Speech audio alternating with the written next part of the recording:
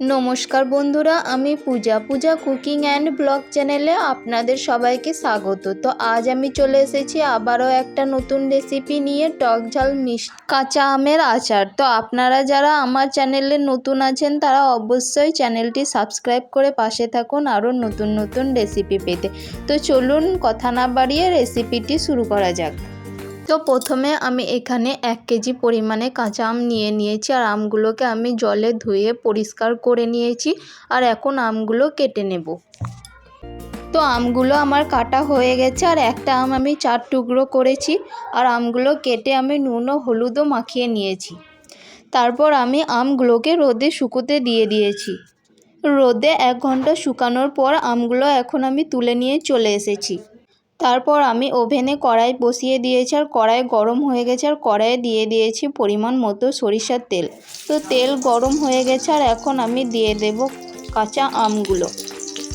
তো একবারে আমি সমস্ত আমগুলো দিয়ে দিচ্ছি না, আমি অল্প অল্প করে আমগুলো দিয়ে দেব এবং ভেজে নেব। এতে করে আমগুলো খুব সুন্দরভাবে ভাজা হবে। আর আমগুলো সুন্দরভাবে ভেজে নিলে আচারটা অনেক দিন পর্যন্ত ভালো থাকে। আমগুলো আমি খুব সুন্দরভাবে উল্টে পাল্টে ভেজে নিয়েছি, আর এখন আমি আমগুলো একটি পাত্রে তুলে নেব।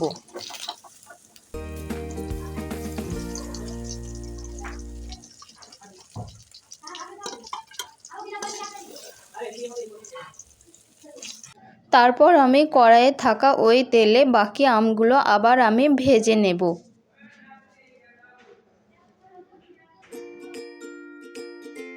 সমস্ত আমগুলো আমার ভাজা হয়ে গেছে, আর এখন আমি কড়াইয়ে আবার দিয়ে দিচ্ছি কিছুটা পরিমাণে সরিষার তেল।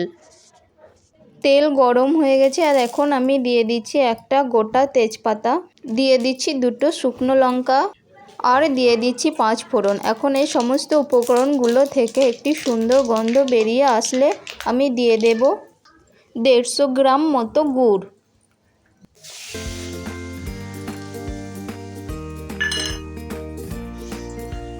গুড়টা দেওয়ার পর আমি একটু ফ্রাই করে নেব। তো আমি গুড়টা একটু ফ্রাই করে নেওয়ার পর আমি এখানে দিয়ে দিচ্ছি 300 গ্রাম মতো চিনি। তো আমি চিনি ও গুড় দুটো মিলে আমি 450 গ্রাম মতো ব্যবহার করেছি মিষ্টি 1 কেজি আমের জন্য। মিষ্টিটা আপনারা আপনাদের পছন্দ মতো দিয়ে দেবেন। আর গুড়টা দেওয়ার পর বেশিক্ষণ ফ্রাই করবেন না, তাহলে গুড়টা পুড়ে তেতো হয়ে যাবে। তো চিনি ও গুড়টা যাতে পুড়ে না যায় তার জন্য আমি কিছুটা পরিমাণ জল অ্যাড করে দিলাম। এখন গুড় ও চিনিটা সুন্দরভাবে গলে মিক্স হয়ে যাওয়া পর্যন্ত আমি নাড়তে থাকব।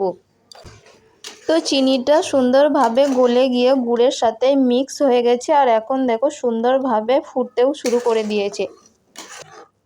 তো ঝোলটা আপনারা যতটা পরিমাণে রাখতে চান সেই পরিমাণে জল দিয়ে দেবেন। তো আম দেওয়ার পরে আর জল ব্যবহার করবেন না। তো এখন আমি এই পর্যায়ে দিয়ে দেব ভেজে রাখা আমগুলো। আমগুলো দেবার পর এখন আমি সুন্দরভাবে নাড়াচাড়া করে মিক্স করতে থাকব। আর এখন আবারও ঝোল ফুটতে শুরু করে দিয়েছে, আর এভাবে আমি নাড়াচাড়া করে 5 মিনিট মতো রান্না করে নেব, আমগুলো সুন্দরভাবে সিদ্ধ হয়ে যাওয়া পর্যন্ত।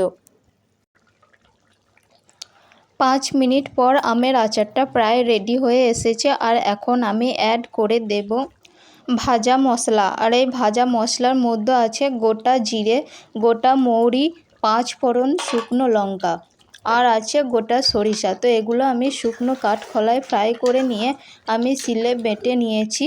আর এখন আমি মশলাটা অ্যাড করে দেওয়ার পর নাড়াচাড়া করে আর 2 মিনিট মতো রান্না করে নেব।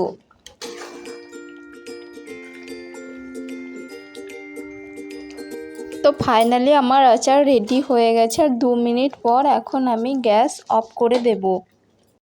তো আমার কাঁচা আমের টক ঝাল মিষ্টি আচারটি কেমন লাগলো অবশ্যই কমেন্ট করে জানাবেন।